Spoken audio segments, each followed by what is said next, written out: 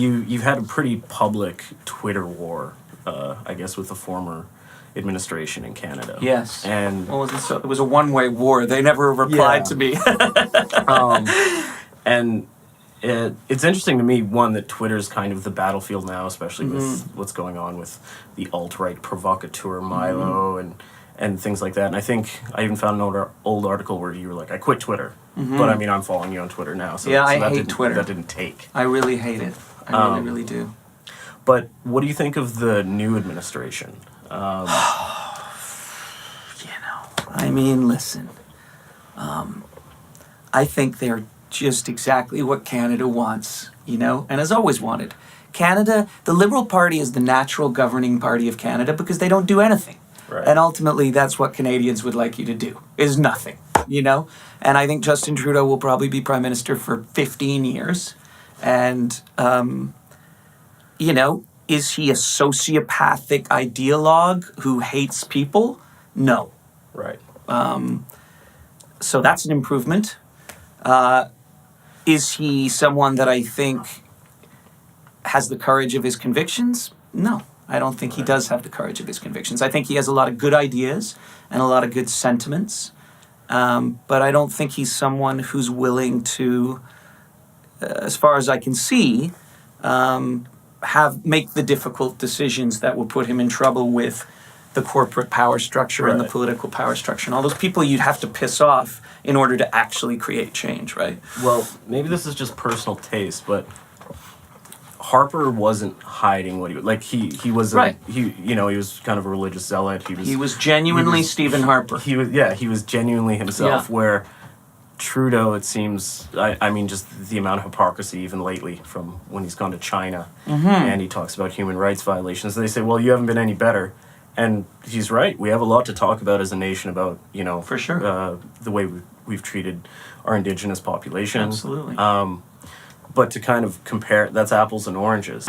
And, to call yourself a feminist and then sell weapons to Saudi Arabia, it's like, that's pretty problematic. It's completely It's pretty problematic. And there's always this thing of like, hey, you got to be pragmatic. What can you do?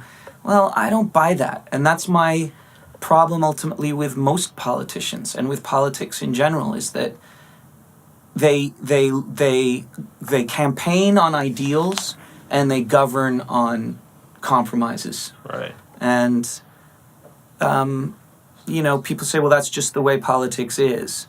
Well, just because that's the way it is doesn't mean it shouldn't change. Right. And I think that you see in the last year and a half, Barack Obama has been the president that I wished he'd been for the last 8 years. Because he has nothing to lose anymore, he's now governing on the power of his principles. That's right.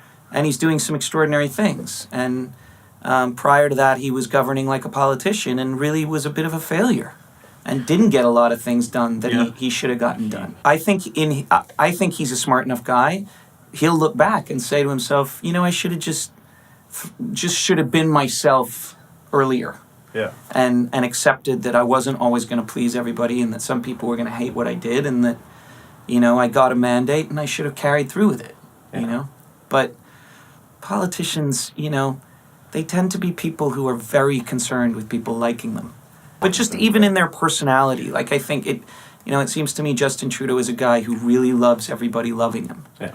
And it's really important to him that everybody think he's a really good guy, and that's kind of dishonest because none of us are all that good. It's definitely dishonest. Like even today he did that same caveat when he was commenting on Trump's ridiculous. Right. As a feminist, can you keep saying that with the $15 billion arms deal with... And then that sentence ended with, I have no comment. Yeah. It's like, so you've just burnished your own rep, but you don't have the courage to say this man's a disgusting pig, and I don't care if he's the President of the United States, I'll say so to his face. Right. That's what I would like to hear my leader say. Yeah. But he's a guy who's, you can't do that. I have a Justin Trudeau story, actually. I DJ'd a party, a benefit for an organization that helps people in the third world do investigative journalism. So like funds and aids journalists in third world countries. Right. It's a dangerous job. It is. And so I was there and Justin Trudeau was there. And this was like 6 months before the election or 5 months before the election. And I saw him standing there and I was drunk because I was DJing. So I saw him standing there. He's super handsome. He's even more handsome in person. And I go up to him and I look in his eyes and I go, beat this man. Beat this man. Now, there's a bunch of reactions you can have to a drunk guy yelling at you at a party. You can say, get the fuck away from me. Or you can say, you know I will. Or you can say, thanks, cheers, you know. This is what he did. And I was like, oh, man. That's a disappointing reaction to someone asking you to beat Stephen Harper. And what it indicated to me was like, hey, we're all part of the same club. Don't be beating up on Stephen. Yeah. You know? It was very unnerving. Well, when your tweets went out on the day of the attack in Ottawa, and then when I saw Trudeau talk about the bill, he didn't oppose it. He just said, no, we'll just... It's as if they'll look over their shoulder and make sure they don't sneak anything too nefarious in there. But he's never really opposed anything that they've done. No, and it still exists. There it sits. It's still being used. It's right on the table. So would you prefer somebody just... I mean, I think I would prefer Harper being Harper than a hypocrite. Maybe that's just personal taste. I wouldn't, because it's parliamentary. It's a parliamentary system, and I think there are actually some really good people in the Liberal cabinet, and by hook or by crook over the years, things, they will fund the arts more.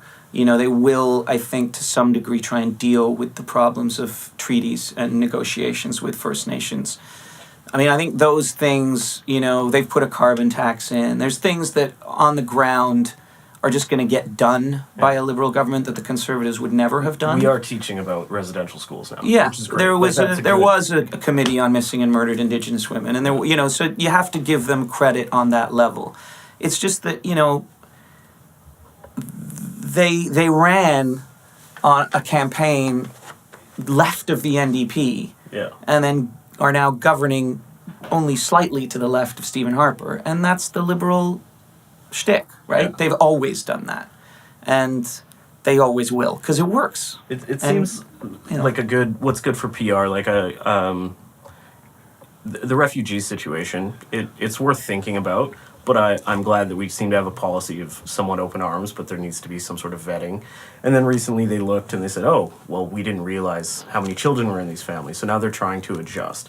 So it seems that was a really good PR move, and it makes sense to show Canadian generosity and Canadian open arms, I suppose. Like, I don't really see a problem with that policy theoretically. But it seems that they knew that. Like, it was more of a public statement to the world rather than them actually, okay, how are we gonna work this out properly? Like, it's and almost the same thing with the marijuana legislation. Like, it seems like it's really virtue signaling to steal that. Well, and they, instead of just saying marijuana is a relatively benign substance and people enjoy using it, and we're going to legalize it because it's hypocritical to make it illegal when 40% of the country smoke it, they say we're legalizing it to protect children from the dangers of marijuana. It's like, don't be, just, that's annoying. That was the same thing Harper said about we're protecting children from predatory drug dealers. Exactly. There's no 40-year-old sitting at a school trying to hook these kids with weed. Yeah, they don't need a 40-year-old. They got a 12-year-old who can sell them some weed. Yeah, that's right. So,